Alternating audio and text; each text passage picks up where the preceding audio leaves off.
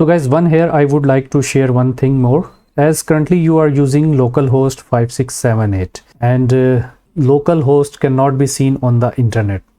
Like if an external server wants to find you, he cannot find you. Like Meta WhatsApp note I am using here, WhatsApp trigger node.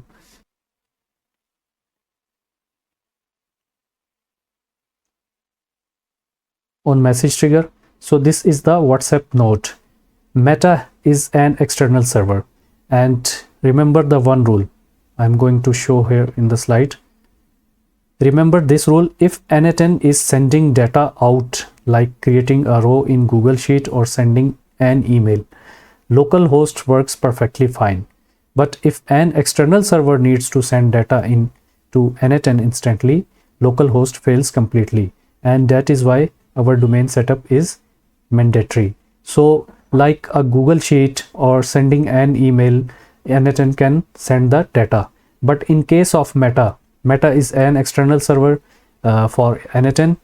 So in that case, your WhatsApp localhost webhook is not going to work. So we have to set up the domain, which is mandatory. So you can see here webhook URL.